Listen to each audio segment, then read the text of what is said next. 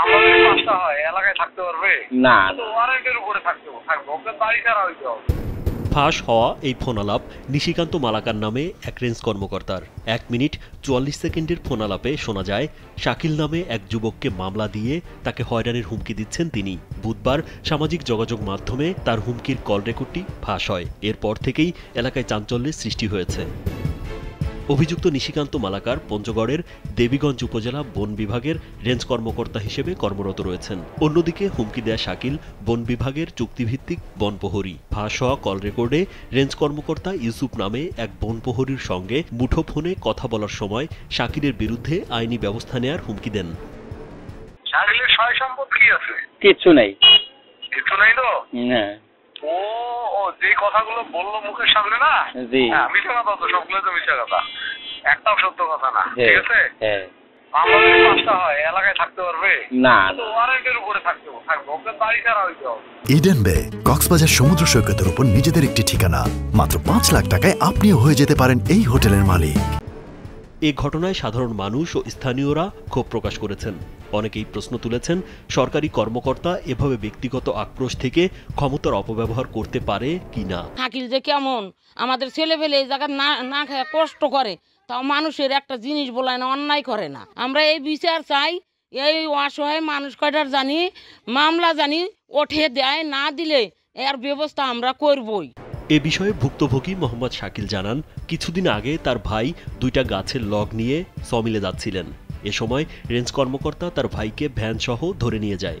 পরে সবাই তার ভ্যানটি ছাড়ানোর জন্য গেলে সেখানে উপজেলা নির্বাহী কর্মকর্তা উপস্থিত হন।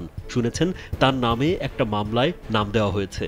আবার নতুন করে মামলা দিয়ে ফাঁসানোর হুমকি দিচ্ছেন ওই কর্মকর্তা। ওইখানে জমিওয়ালারা গাছ কাটে, ওই আপনাদেরকে ফোন দেওয়া হয়, আপনারা তো যান না, আপনারা আরও আমাদেরকে ধমক দেখান।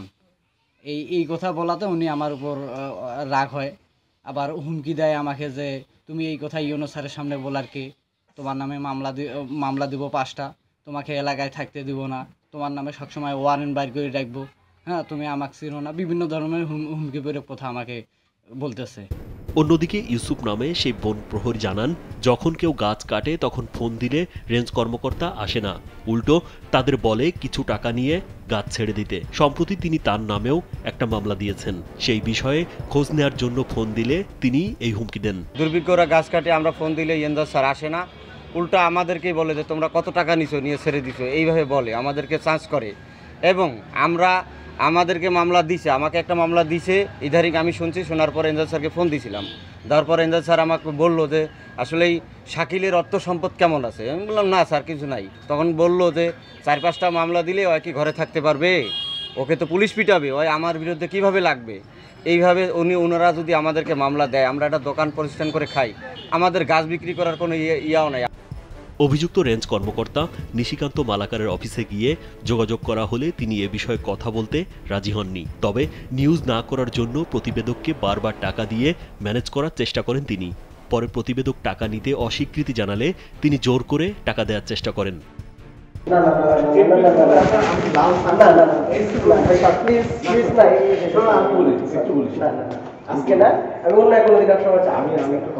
আমি অন্য কিছু না, আপনারা যদি লাঞ্চ করতে পারেন সেটা অন্য কিছু না, প্লিজ আজকে দুঃখিত প্লিজ, আমি আজকে আপনি এভাবে চলে গেলে আমার মন খারাপ।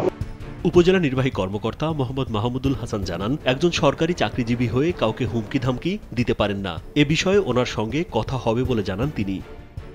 একজন সরকারি চাকরিজীবী হিসেবে উনি তো কাউকে হুমকি ধামকি দিতে পারেন না। এটা যদি করে থাকেন এটা অবশ্যই অন্যায় করেছেন, তো আমি ওনার সঙ্গে কথা বলবো।